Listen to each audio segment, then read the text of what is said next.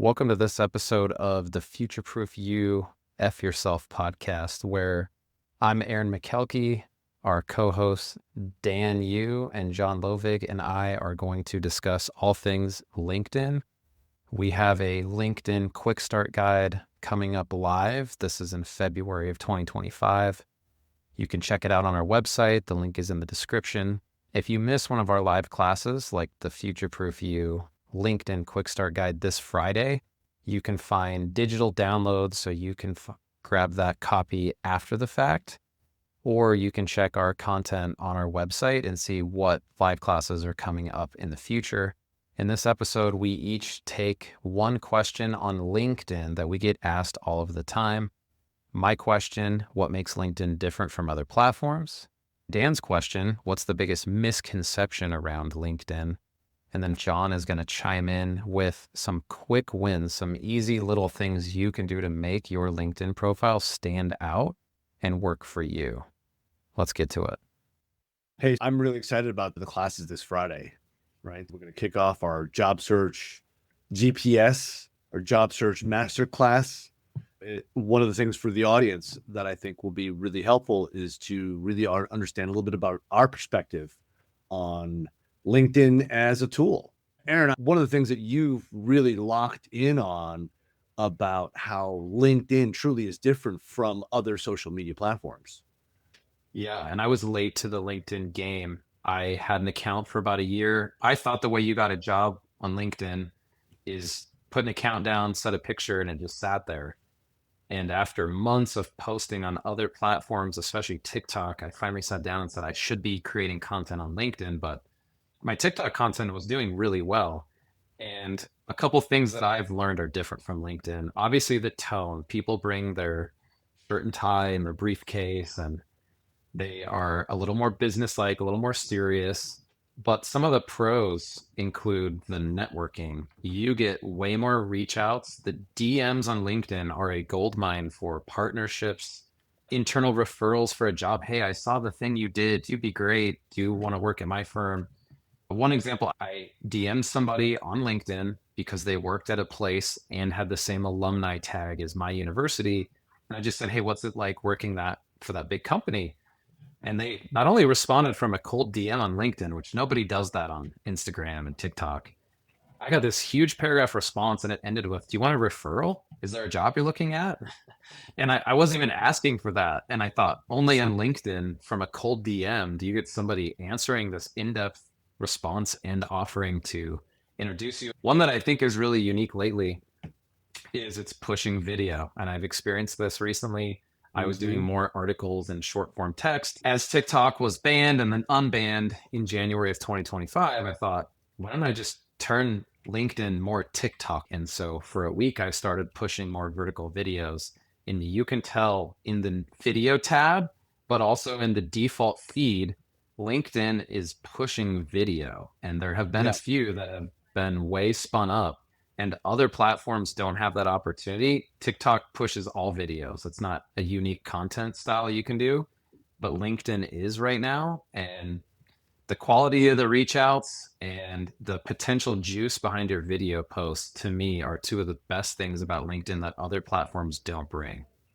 Yeah, and it'll be an interesting evolution to watch as authenticity can vary, right, between creators. Now, obviously, you had some really good success by doing an authentic reach out, and I think that's terrific. It's a great example of the misconceptions right around LinkedIn, and I think we were all brought up in a world where we were taught that the resume is the be all end all, right, of job search or just jobs in general. And then the LinkedIn profile, when it was really launched 20 plus years ago, was really just a placeholder. And I think a lot of people hang on to that because of a lot of misconceptions. Is it authentic? They don't want to put themselves out there, whatever misconception they might have. And I think the dynamic is really now flipped, right? That the profile has to be the be all end all. I say, throw everything in the kitchen sink into your profile, because ultimately you are, whether you like it or not, you're selling yourself. You're selling what you've done. where you've been, but where you really want to go, and have it be a living document that's forward thinking rather than really just something that could be focused on 20 years ago. Your job 10 years ago, 20 years ago doesn't matter as much anymore. And I think we talk about some of the simple fixes that we can do. John, I know you really love to talk about this. You're passionate about helping people and teaching people the right way to use LinkedIn.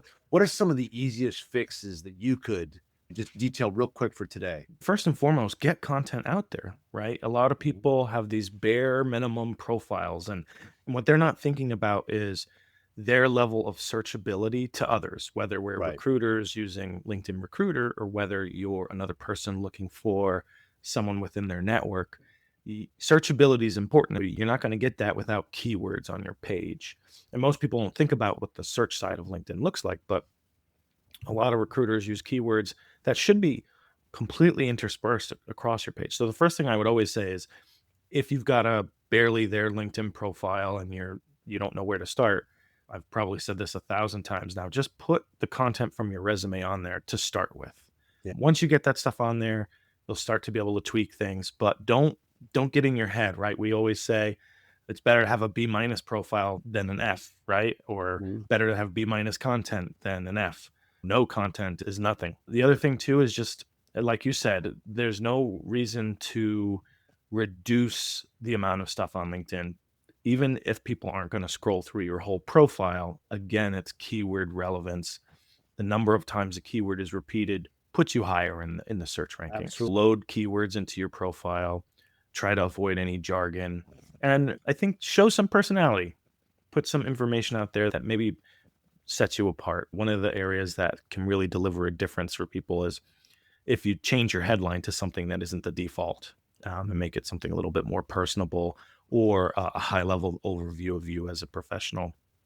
Yeah, the default for everybody really is the title at company that Hmm. you're in right now or your Hmm. last one, right? That's the Yeah. default, and that's really doesn't describe who you could be, right, to your audience. We all know that organizational titles, they really don't mean much. A VP at one place could mean nothing at another place.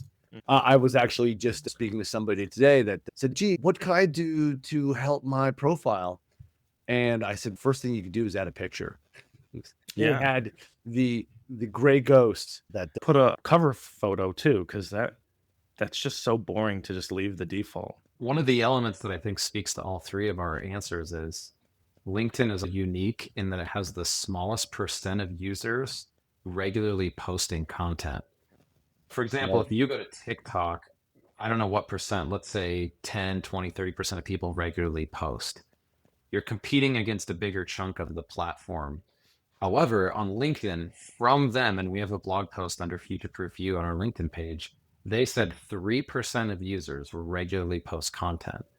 So the attention equation for supply and demand is the most in your favor on LinkedIn because it has 97% doom scrollers, Hmm. 3% posters. So if you're in that 3%, that equation favors you getting your content out and people seeing that more than any other platform, at least at time of recording in 2025 when we're making this. Yeah, I've had so many people say to me, like, wow, you really do produce a lot of content. How do you find the time? I don't spend every day producing content. I take an hour on the weekends and I just come up with something timely, right? Something that's involved in my industry and it could be newsworthy, right? Trends in job search, return to office, hybrid workplace, or all of these things. They're just relevant, I think, to everybody involved. And I think it goes across industries without knowing that I was going to become that. A lot of people call me now you're the kind of the subject matter expert on jobs and job search. And I go, that was not my intention. I'm just trying to help here. But yeah, it's Look at you, frequency Mr. management. Subject Matter Expert. Yeah, that is so not my jam. It's just I want to be here to help people. And that's what we also built Future Proof You. One of the key differences is those top level people on LinkedIn are not necessarily smarter, better, and more skilled than you. They just use their profile and their Mhm. posting to share what they learned, to have a helpful tip. And I learned that in the education space. I followed these people that were posting things and getting all these comments and all this reach. And my first response was, oh, that's not any better than what I do. And then I'd think about it and go, but I didn't write an article about what I did. Right. That person wrote the article. That person made the video. And I just Yeah. reminded myself, LinkedIn lurkers are 97% of the platform. So if you can keep up on this stuff and take it in bite-sized chunks. So one of our students hadn't posted anything. They took our LinkedIn Quickstart Guide course, and we said, just do one thing a week. Okay, anybody can take 15 minutes a week to write a post, and you can schedule it whenever you want. Then you can maybe do a couple a week, or get to Dan's level where you're doing 3 a day and having tens of thousands of followers. But if you can just be consistent with little chunks, it'll pay huge dividends over time. Yeah, and ultimately, your Yeah. brand is something that you can control, and Yeah. so it's as John said, some of the easiest fixes out there that you just got to do it. And one thing to note too is this is where LinkedIn shines beyond a resume, because a resume is never going to convey to somebody how you think or approach the world of work, and or convey the special skill set that you have that might not be present in other professionals in your peer group. And so sharing your knowledge and expertise on LinkedIn does that. It shows people, and it draws more attention to your profile than you would normally expect. And one of the questions to ask yourself, to Dan's point about, oh, the resume is the end all be all, I challenge listeners to think about how many people have looked at your resume this week. So if you haven't applied for a job, it's none. Maybe you applied for 3 jobs. Maybe 3 people looked at that. Go on your LinkedIn and in your analytics, how many profile views have you had this week? And tell me which one is more. Yeah, 100%. That's it. I think I'm at 500 almost. Yeah, and so that's a great opportunity to really scale your personal brand and your networking, and that's what we like to teach at FutureProof You. To answer that question for myself, I have 0 resume views because I haven't sent any resumes out. I'm looking at my analytics this week. I have 606 profile views and 125 searches. That's only because of my LinkedIn presence. That's not my resume, which is sitting on my Google Drive waiting for me to email it to someone one-to-one. Yeah, I am 528 views for this week. There you go. The audience, we have a lot of things coming out to help you in your journey, in your job search. It's Job Search February, and we're here to help. Thank you for tuning into this Future Proof You podcast and video episode. Again, you can check out our website. The link is in the description below. That's futureproof-you.com.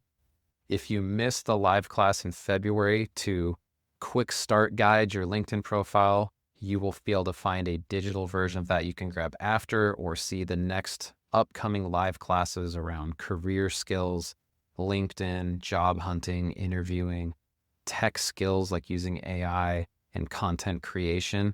Thanks again for being one of our listeners. We look forward to helping future-proof you.